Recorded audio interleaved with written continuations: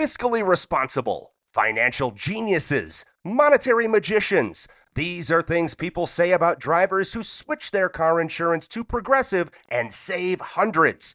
Because Progressive offers discounts for paying in full, owning a home, and more. Plus, you can count on their great customer service to help when you need it, so your dollar goes a long way. Visit Progressive.com to see if you could save on car insurance. Progressive Casualty Insurance Company and Affiliates. Potential savings will vary. Not available in all states or situations. Starting a business can seem like a daunting task, unless you have a partner like Shopify. They have the tools you need to start and grow your business. From designing a website to marketing to selling and beyond, Shopify can help with everything you need. There's a reason millions of companies like Mattel, Heinz, and Allbirds continue to trust and use them. With Shopify on your side, turn your big business idea into... Sign up for your $1 per month trial at shopify.com/special offer. You could spend your whole life making good work and still never know which thing will actually reach people. I was like nominated for a Peabody Award this year, and I did all this other cool stuff. But like when I tell people that I wrote an episode of Paw Patrol, it's like if they have a kid, they're just like, "Holy shit!" Like, you know, it's like, oh, I wrote 2 episodes of that. That's, you don't care about the Emmy I was nominated for, you know. This week we're talking to Joey Clift, writer, comedian, and director of the new animated short Pow, about what it means to keep building a career on your own terms. We get into representation, responsibility, and why doing the work the right way takes more than just showing up. It's a conversation about ethics, identity, animation, and what happens when you decide to make the thing you've been waiting your whole life to see. The creative economy is broken, but some people are still making it work. We're here to find out how. I'm Anna Marie Cox. And I'm Open Mike Eagle. And this is Past Due.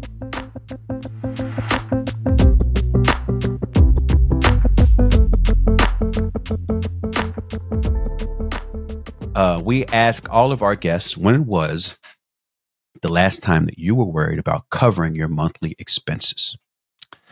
When was the last time that I was worried about covering my monthly expenses? So I think that I am in it was probably I want to say probably about 10 years ago. Not to say that I'm like rolling in dough right now or something like that, but yeah, I mean, when I moved to Los Angeles, it was like, you know, I moved to Los Angeles 15 years ago in a broken down 1986 Honda Accord that was like burning oil, and I had like $1,500 worth of student loan money in my bank account. And I was like sleeping on my brother's couch in Inglewood for $300 a month, and that was him cutting me a deal, if you're not familiar with Los Angeles rent. And yeah, I mean, there was like a couple of years where it was just like, you know, absolute terror as far as that thing goes.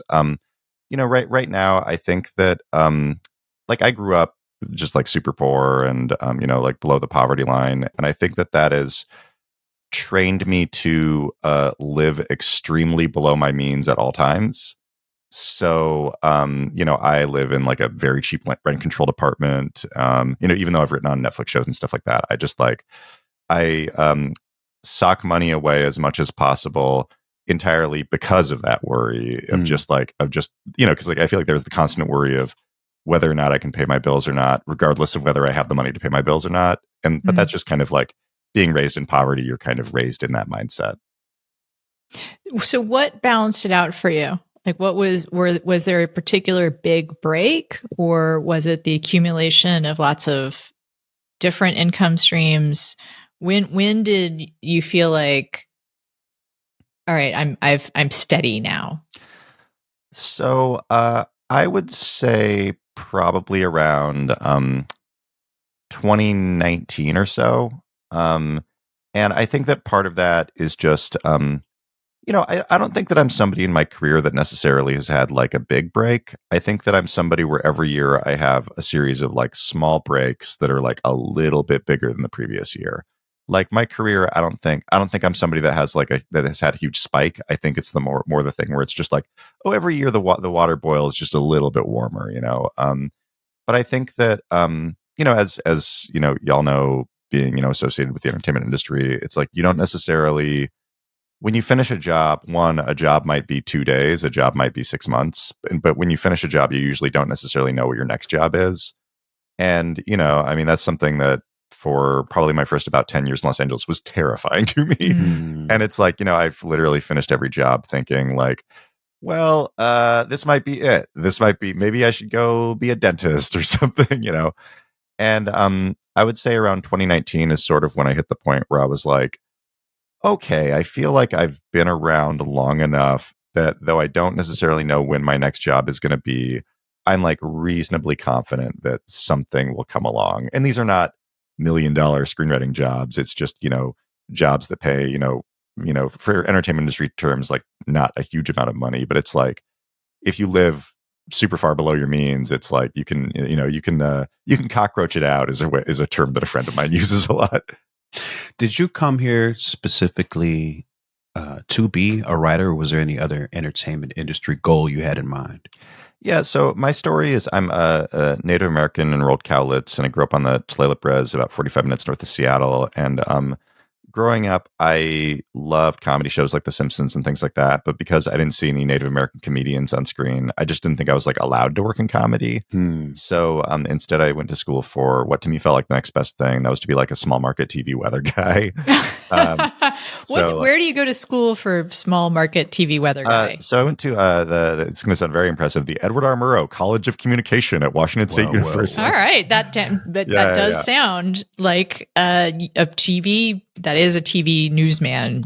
Oh yeah, for sure. Path. Now, what was it? Did you specifically study meteorology, or like, is it a joke that you wanted to be a small town weather guy? Like, no, honestly, okay. So growing up in Washington, I guess that like small town weather people, they felt like kind of the only people on TV that felt attainable to me that could like crack jokes and be funny and have a personality. It's like, I didn't grow up having like, a rich Hollywood producer as an uncle or something like that.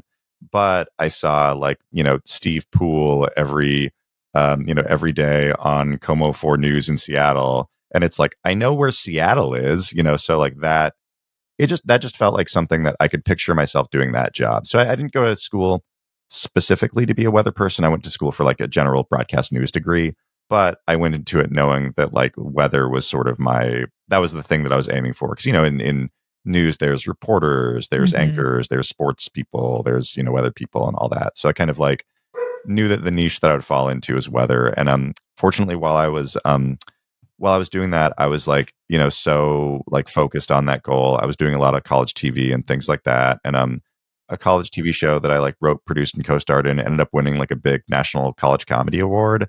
And I beat out people at like Harvard, Ithaca, and a bunch of other places. And like, I remember literally holding this trophy and thinking like, wow, this is going to look really cool on my news desk in Post Falls, Idaho.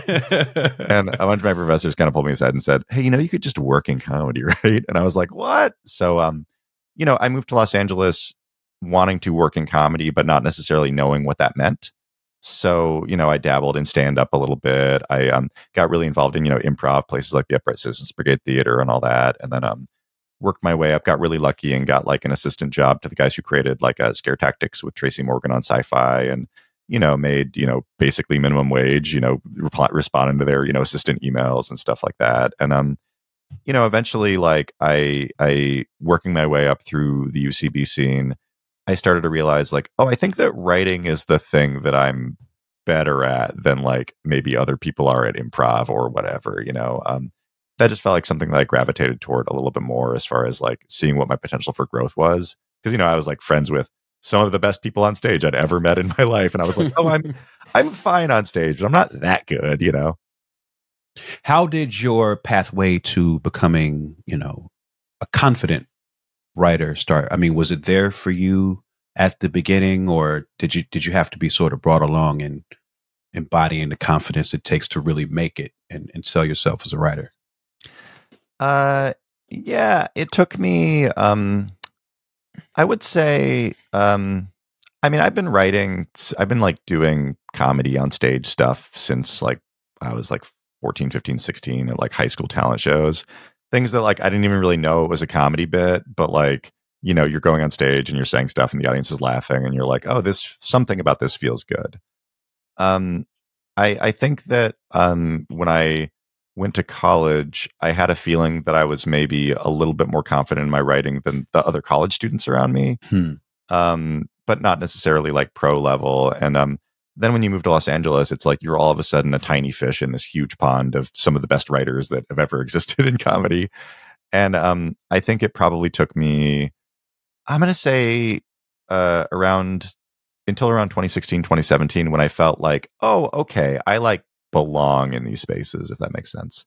But that was like, probably 10 years of grinding before I moved to Los Angeles. And then another 6 years of grinding in Los Angeles before I was like, oh, okay, I'm not like completely embarrassing myself in these writers' rooms, So you had in mind growing up, you said you were watching shows like The Simpsons and not seeing a lot of representation. And now you've made and released an animated short specifically rooted in, your experience as an indigenous person. I mean, how important does that feel to you to have seen that through?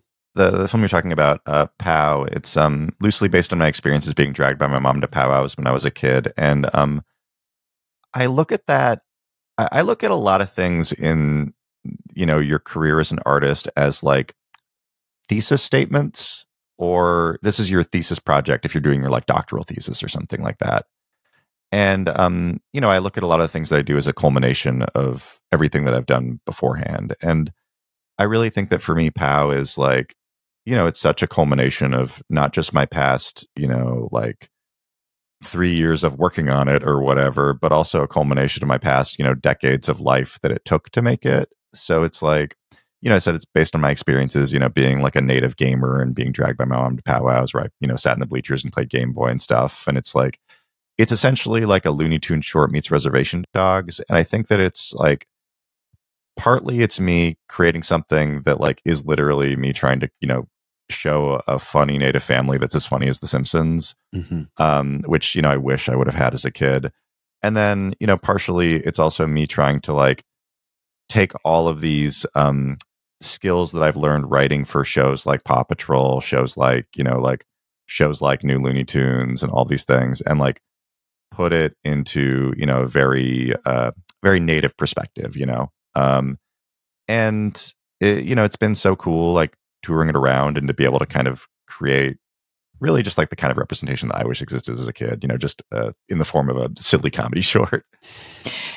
We've talked to other people working in Hollywood entertainment industry areas. And I mean, this has been my experience in journalism, which is, since you mentioned representation, that there has been, let's say, a de-emphasizing of it in the past, specifically year or so. Just coincidental. Just out of nowhere.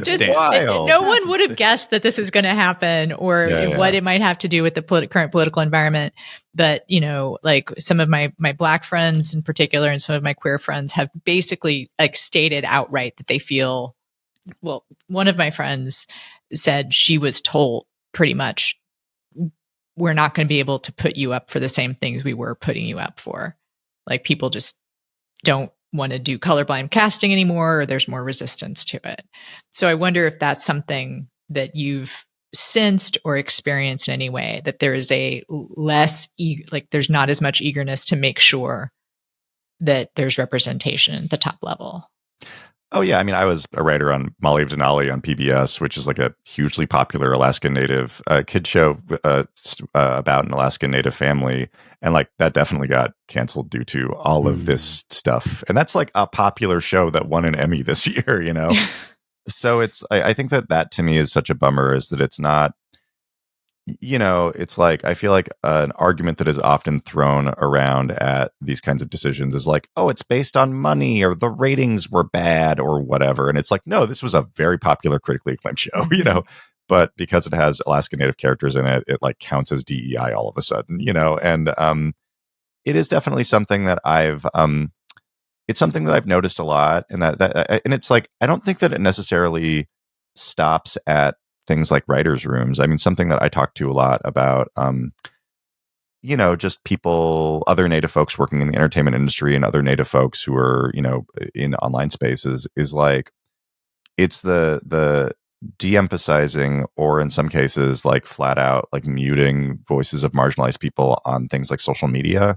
with, Elon Musk owning Twitter/X with like Mark Zuckerberg, like partnering up with the Trump administration so much, like, with TikTok being sold to like the Ellisons. It's like, I'm not just seeing that as a news headline. I'm seeing that as pre-Musk buying Twitter, every tweet that I posted would get hundreds of likes, and now every tweet that I post gets 2 likes, and it's like, that's not to say that all of a sudden I suck way more than I did back then.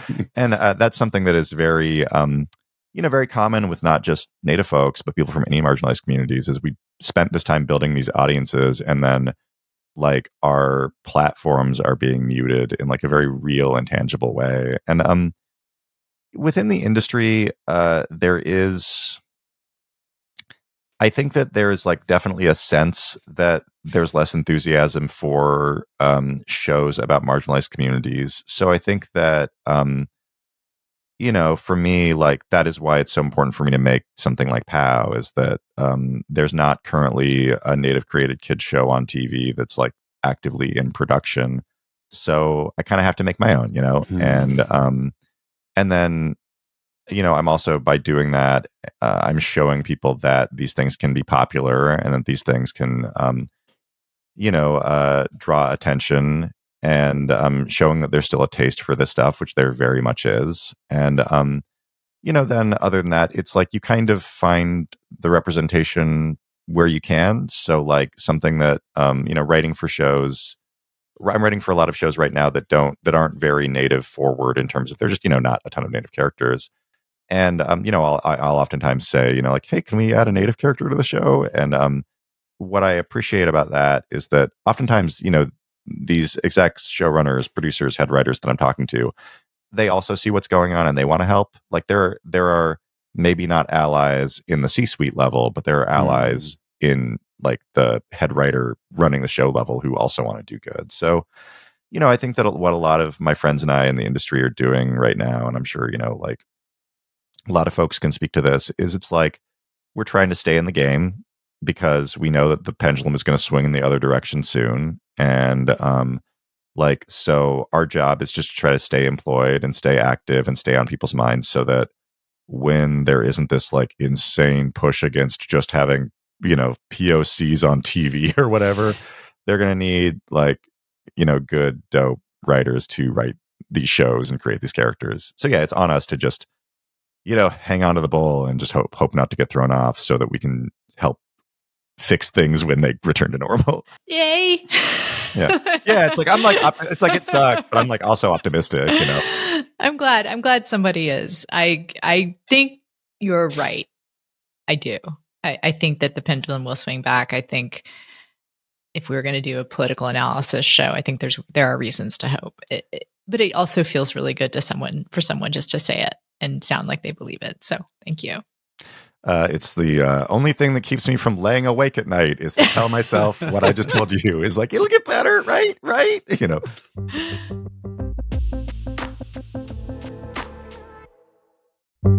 This episode is brought to you by Factor.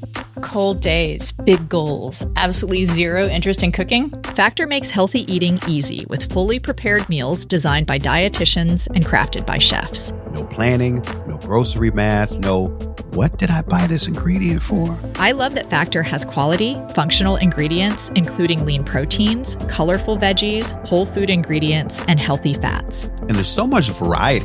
Over 100 rotating meals every week, including the new Muscle Pro meals, if you're doing strength stuff. And they support your diet, whether it's high protein meals, Mediterranean, whole ingredients, healthy fats, or more. Plus, there are no refined sugars or artificial sweeteners. I've looked for something like this for a long time, and Factor really is the best. It's good food that tastes great and is ready in about 2 minutes, always fresh, never frozen, no prep, and no stress.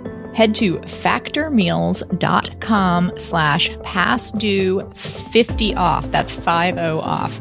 And use code PASSDUE50OFF to get 50% off and free breakfast for a year. Eat like a pro this month with Factor. New subscribers only, varies by plan, 1 free breakfast item per box for 1 year while subscription is active.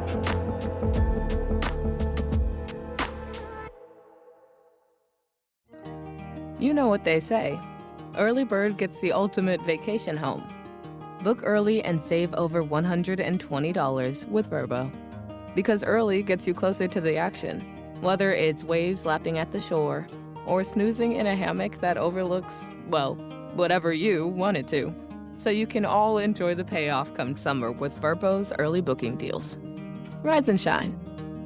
Average savings $141. Select homes only. We kept the mics rolling with Joey Clift for the bonus edition of the show. And we went even deeper into what it really means to make work that matters. We talk about how to hold on to your own voice and the wrestle of creative work.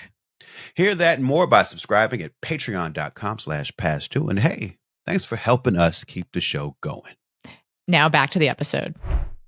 So for this to be, this is a show about creators navigating the current economy, but in telling people's individual stories, we get a lot of trauma that comes up. Trauma becomes an important part of a lot of our conversations. Even the sort of trauma of growing up poor that you touched on a moment ago. One of my favorite things about Pal, it's a very wholesome, very nice story with a lot of giggles in it. And at the end, it sort of touches on the history of indigenous people in this country, which is a very intense trauma story. I often feel like part of what really holds back this country in terms of, societal and race relations is having conversations around these things. So I'm just curious, from your perspective as a creator, how important do you think that media is in sort of starting these conversations? Yeah, I mean, media is like everything when it comes to starting these conversations. I have a toe in kind of like the narrative change space. A project that I made called Gone Native won a thing called the Yes and Laughter Lab back in 2019, which is this really great comedy incubator lab for comedy projects with some sort of narrative change messaging attached. And it turns out that just making a cartoon that shows Native people that are still alive in the 2000s counts as narrative change. Wow. Yeah. So that's how low the bar is. But that has introduced me to a lot of people who are, intellectuals, researchers, who are some of the main experts in this field. And there's research studies that show something that I'm probably going to butcher this, but the show Modern Family. Do you remember Modern Family? Oh, yeah. Oh, yeah. There's data showing that because of Modern Family, normalizing just the existence of same-sex couples, that led to the public sentiment that made things like same-sex marriage being passed. So I think that so much of this stuff is just representation is everything. Some of the big things that Native folks are fighting are things like the traumas that you mentioned, but also just invisibility and erasure.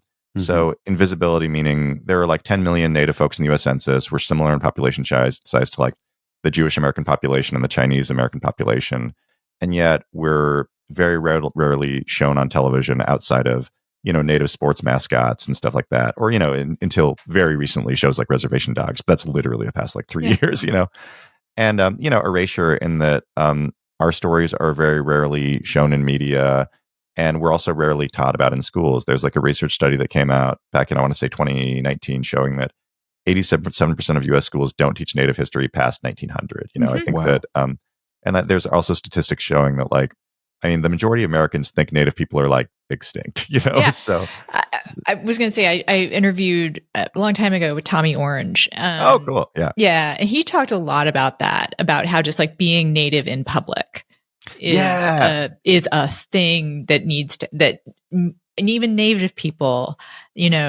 don't realize the kind of radical nature necessary, of just being a Native person that's not trying to do anything besides not exist. Exist. Because there is this idea that Native, Indians, let's go ahead and use what the word is that most people are thinking, right? Is back in the Indian times. right? Yeah, it's like the Old And West. like back and when there were cowboys and Indians, and now there are no more cowboys and there are no more Indians. Yeah, for sure. Also, they were both. They're football teams. Yes. Just kidding. Yeah, right. When people have like, signs in the audience that say like scalp them and stuff. And it's just like, it is like, it's insane when you like think about that kind of stuff. And, I mean, I mean, as a kid, it's like the only native representation I saw was like, cartoons where Bugs Bunny in a cowboy hat shot at like red faced native stereotypes. Right. And that was on like Cartoon Network or something, like it is, it is just wild the amount of like, like a show like Reservation Dogs is revolutionary in that it's a great show, but it's also revolutionary because it's just it's native kids who love Wu-Tang Clan and eating Cheetos, it's just, it is so important. And like, there's this research study that was released by, I want to say, Stephanie Freiberg, who's a member of the Tulalip tribe, who's a really great psychologist and researcher. And it showed that like some of the biggest things that are plaguing Indian country are, native suicide rates among native youth are higher than they are in pretty much like any other group. Native high school enrollment is very low. Native high school graduation is low. Native college enrollment is low. And one of the reasons for that is that just like native kids have not very high self-esteem. And it's like when you see yourself only represented as like this like red-faced native sports mascot, or like Chief Wahoo from the Washington or from the Cleveland Indians, which are now the Cleveland Guardians or whatever, that like messes you up mentally because like it makes you believe that not only is there not like a future with you in it, but there's also not like a present with you in it. Yeah. And so like I that's something that I've really tried to dedicate a lot of my career to is like, just like when I say like creating the sorts of things that I wish existed when I was a kid, it's just creating like representation that shows that like one, like native people still exist, two, they're like funny, and like three, like, we are complex individuals in the same way that everybody else is complex. And it's just like normalizing that we exist. So like, like a big win for me and something that I'm really excited about is I was able to create a character for a native character for this show called Rubble and Crew, which is a spinoff of Paw Patrol. It's about the puppy who drives a forklift. It turns out he has a family that is a construction company, I guess. And I was able to help create a native character on that show named Fire Captain Satawi. And like Satawi means cedar in my tribe's language. We brought in a member of my tribe to consult on the character. And he's just like, like the firefighter in town. And his catchphrase is he says like a silly joke followed by "a," which is like if you've ever been on a res, that's like an uncle will say that a roast joke followed by "a," and it's like that. Like a native kid can see a native character on one of the most popular kid shows on TV right now, and he says like a catchphrase that you're going to hear on every res constantly. It's just like that's like important. Like it's like cool, and I'm happy how that character exists narratively and comedically, but it's also just like important the native kids see people that they recognize on the shows they watch. That's such an interesting needle to thread, from my perspective, which is different than y'all's perspective. So this is kind of a question maybe for both of you, which is the difference between representation, and I'll get to why it's different, because like it's important for me to see women represented too, right? Like that's for sure a big part of it. But the needle that's harder to thread, I feel like, or at least less, well, I'll just say it.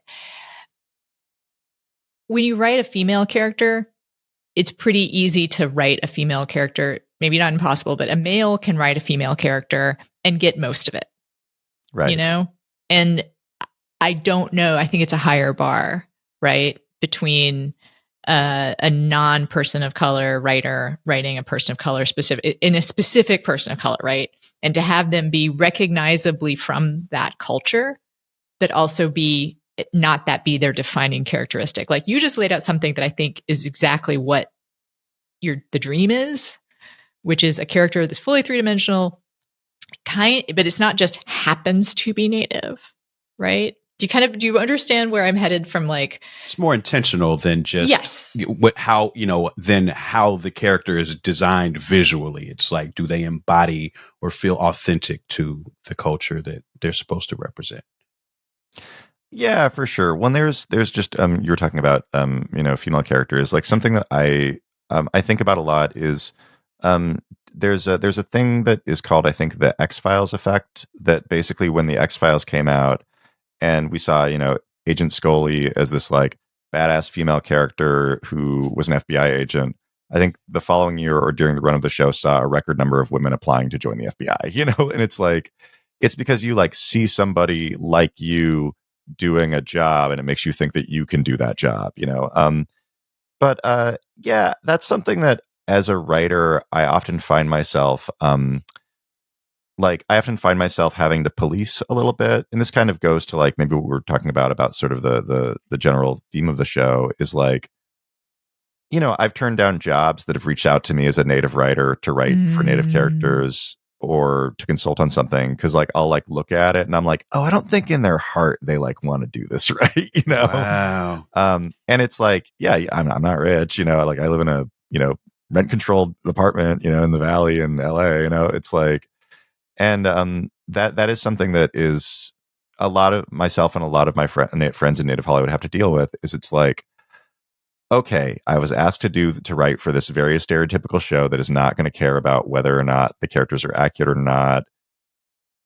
And like it in my soul, it hurts me to do this, but also like I have to pay my bills, and that is like a constant conversation that a lot of, I think, creators from marginalized communities that are hired to kind of represent our communities on these shows are like forced to have, and it is just such a bummer. But I mean, I think that for me, it's like, I've been, a comedy writer for, professionally for, since 2012 is when I got my first comedy writing job. So it's like, I know what my deal is. I know the kind of jokes I write. I know what my tone is.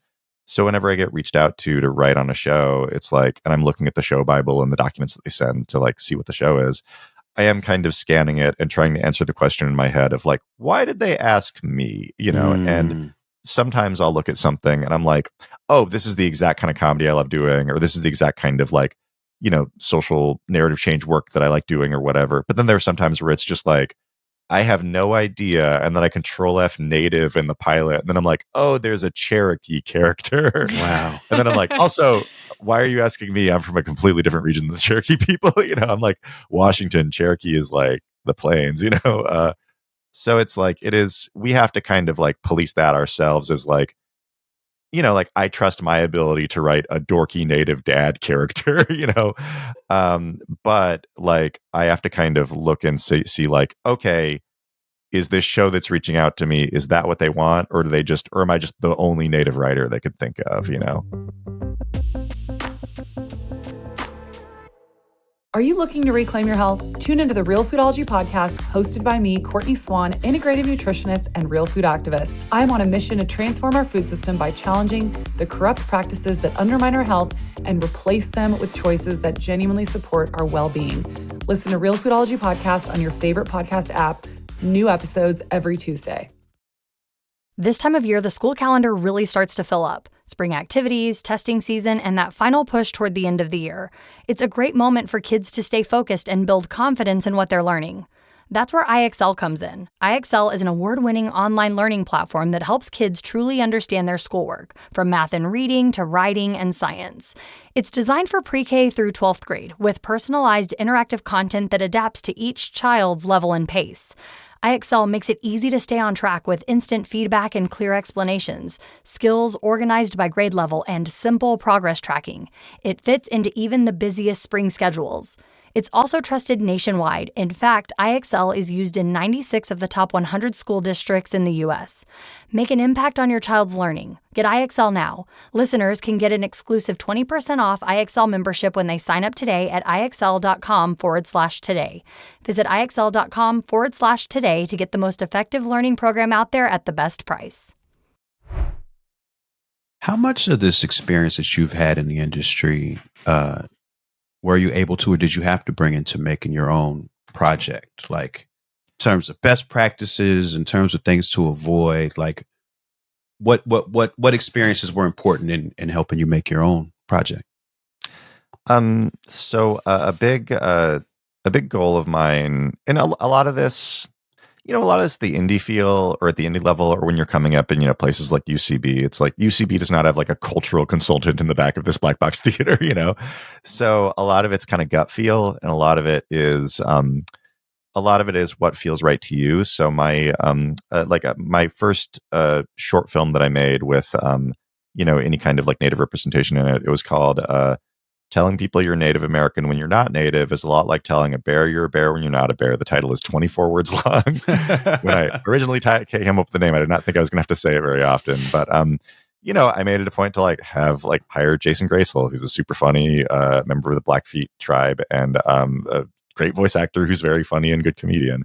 So, it's like at a base level, it's like hiring Native actors to voice Native characters, and then that kind of extends to I had the really great experience of writing on a show called Spirit Rangers on Netflix, which is the first kids show in the history of U.S. animation created by a Native person, the genius Shumash TV writer Chris Valencia, with an all-Native writers room, Native characters played by Native actors, Native consultants, Native composers, Native choreographers for dance moves. We had probably 100 Native folks working on that show in different levels, and because that was the first kid show in the history of U.S. animation, with that level of authentic Native representation in front of and behind the camera, we kind of got to figure out the roadmap ourselves a little bit, which was really, and that is something that's so cool about, I think, this moment in the Native storytelling movement with shows like Reservation Dogs and things like, Killers of the Flower Moon, and is that it feels like we're all in communication with each other about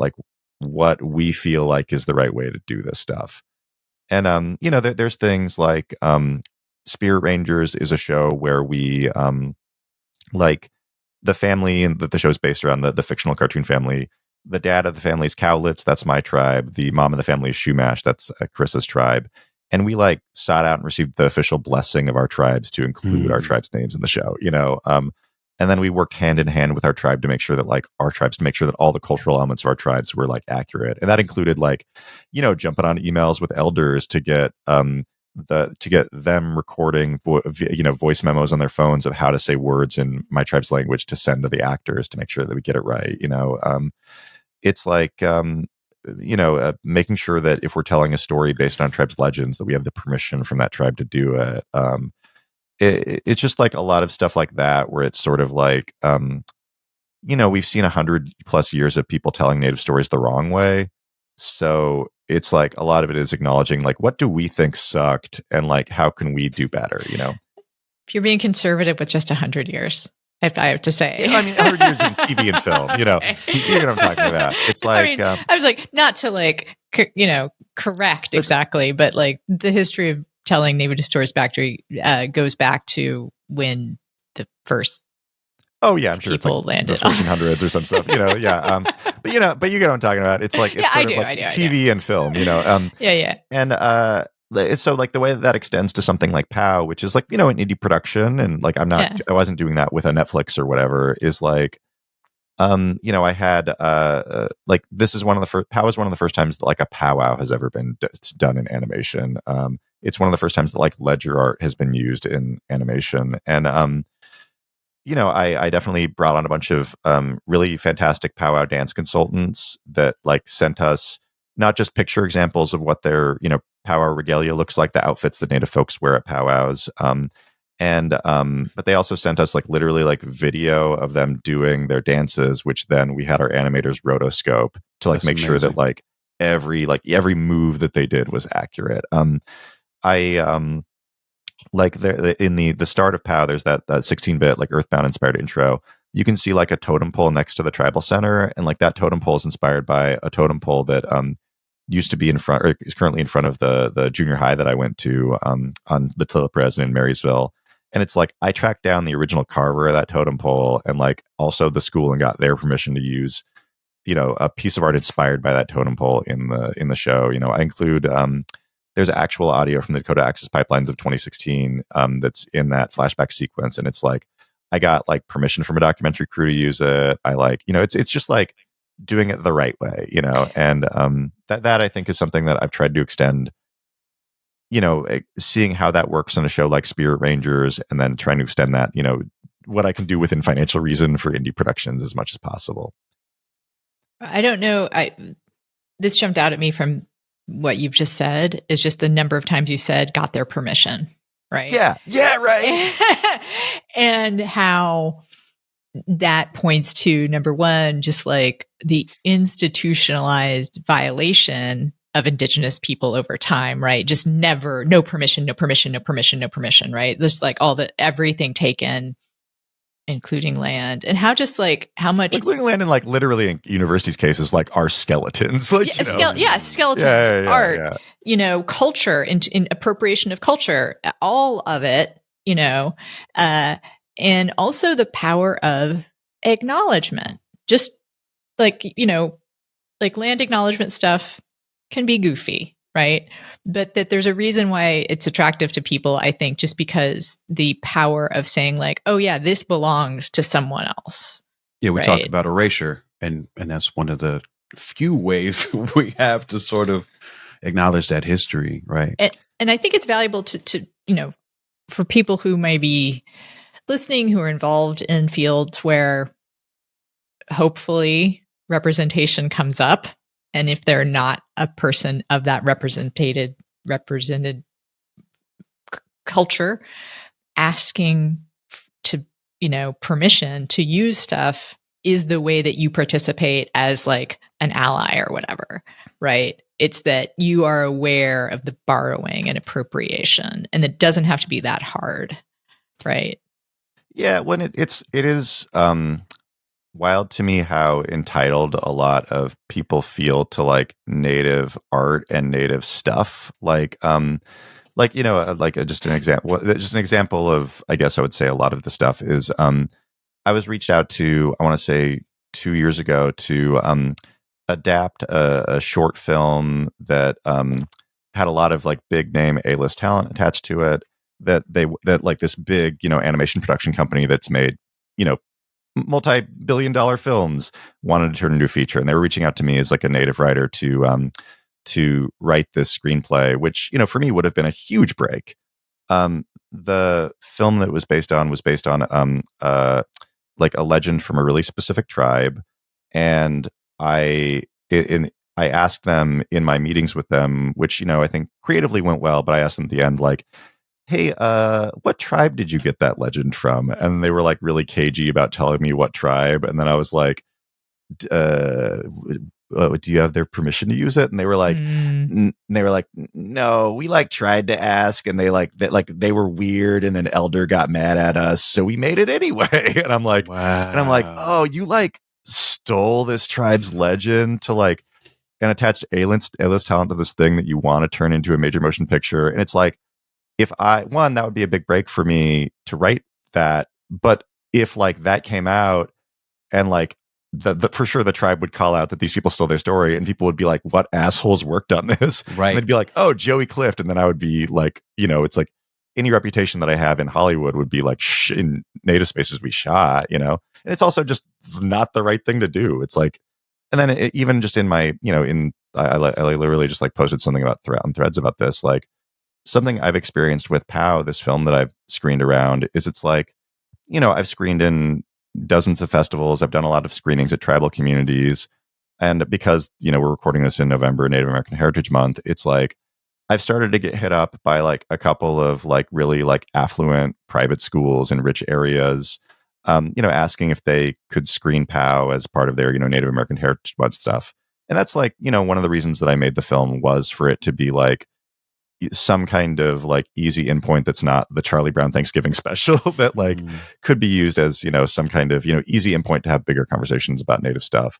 But like I've been reached out to by some of these schools that have like said, hey, how much did you charge for a screening fee? And the second that like I talk about any amount of money, they like ghost me, and then I find out later that they screened it anyway. So like I'm like literally having people steal my art right now, and it's like, I'm not rich. Like I had like grant funding pay for this film, and also a lot of my own sweat equity and putting a lot of my own money into it. So it's like that kind of thing, and it's not even like the money. It's like it's like oh, I'm like I've been like doing comedy stuff for over half my life. I've been a professional writer for 13 years. I was like nominated for a Peabody and an Emmy, and I've written on all these amazing shows, and like people are still stealing my artwork, and like rich people, so it's like They're the ones that steal the most. I don't know if you've noticed that. Well, it's like rich people like in Native American Heritage Month, which is like, and it is just like, it's wild to me that it's like, and these are rich people in like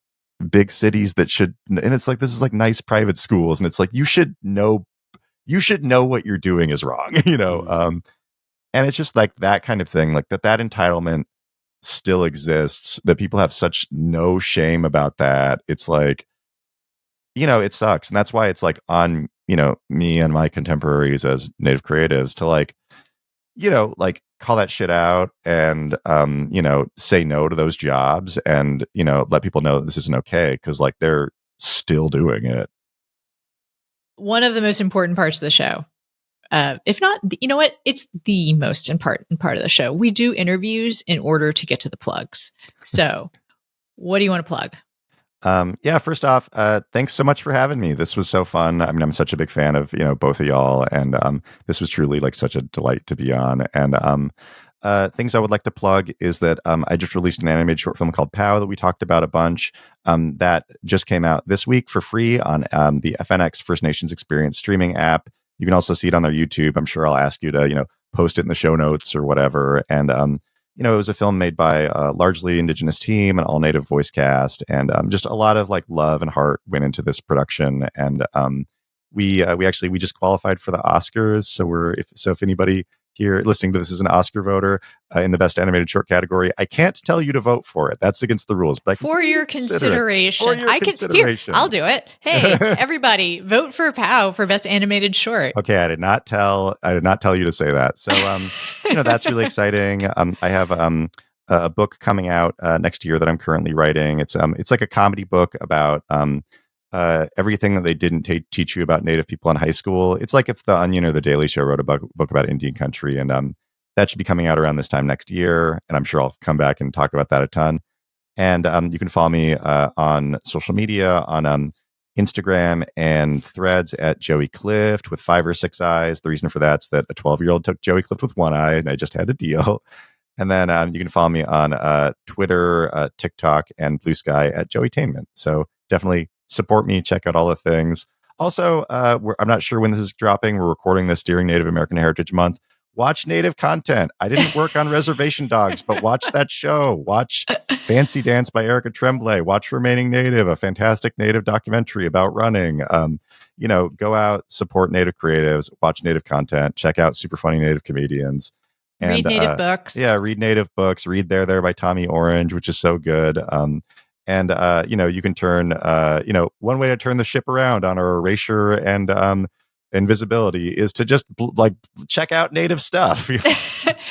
I agree. And I'll toss in vote for Peggy Flanagan. I love Peggy Flanagan. Running for Senate in Minnesota. Yeah, Peggy Flanagan's running for Senate in Minnesota. Deb Haaland's running for, I think, governor in New Mexico. There's a lot of really great Native politicians. Peggy Flanagan she's so cool. She actually, I'm going to blow up her spot a little bit. She wrote a letter of recommendation for me for the Peabody Awards for my Comedy Central digital series. She's a friend of the pod that I used to do. And legit, like I don't know, like we're friends to the degree that we can text each other every once in a while. And she DMs me like Garfield memes. She's just, I've never met her in person, but she seems just like rad, She is totally rad. And I'm not supposed to tell people who to vote for, but so I'm just saying for your consideration. I will say vote for Peggy Flanagan I can't say vote for POW for the Oscars. That's against the rules, but I can say vote for Peggy Flanagan for Senate. And even like people that I know in Minnesota, like I asked them like, hey, is Peggy like a cool lieutenant governor? And everybody's just like, yeah, she rocks. So like the people of Minnesota love her. So the state, vote for her for Senate. Right. I think we've run down like all the Native things that there are. And if not, just go consume, make it visible. And again, thank you so much for joining us. Yeah, for sure. Thanks for having me.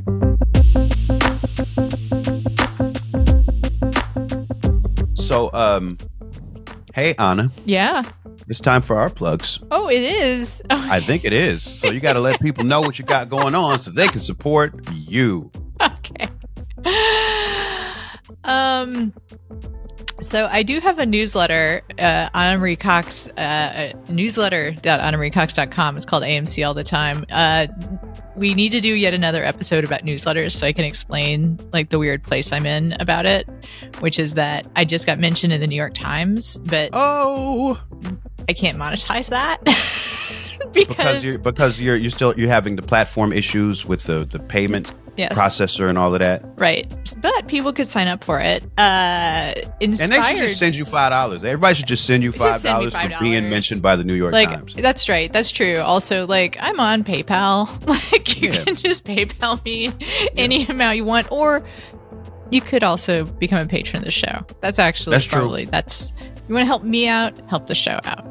Become a patron of the show. If you're feeling froggy, you can do both. That's right. I will have a writing workshop starting up. You can find out more about that at AnnaMarieCox.com. Also, I'm doing a morning writing group that for the moment is free, and people can sign up for that at my webpage, my personal webpage. Is that on GeoCities? What is that?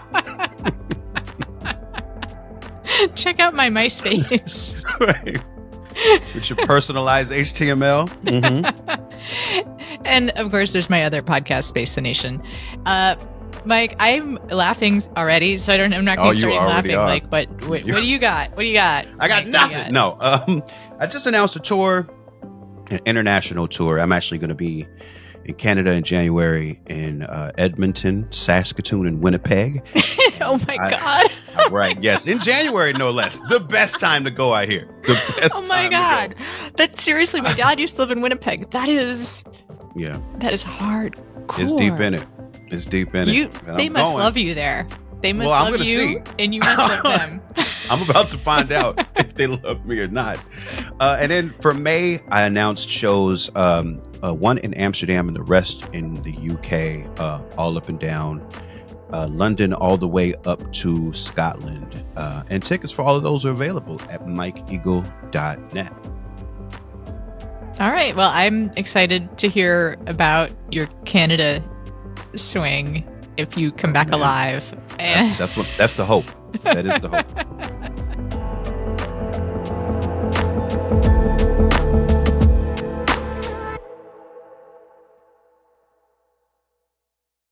Not all darkness is dangerous. Sometimes it's the doorway to becoming whole. On the brand new podcast, The Shadow Sessions, hosted by me, Hibab Al-Faqih, a psychologist and trauma expert, we shed light on the hidden corners of the human experience. Through raw, unfiltered conversations from the edge of healing, The Shadow Sessions invites you to do the deeper work that leads to real change. Follow The Shadow Sessions wherever you're listening now. Sometimes it feels like red and blue states are just as divergent as post-World War II East and West Germany. So what can the US learn from German political history in order to create a more perfect union? Find out on the new season of The Future of Our Former Democracy, the Signal Award-winning podcast for more equitable democracy and large media. Hosted by me, Colin Cole, and Heather Villanueva. It's time to rethink democracy. So follow The Future of Our Former Democracy wherever you get your podcasts.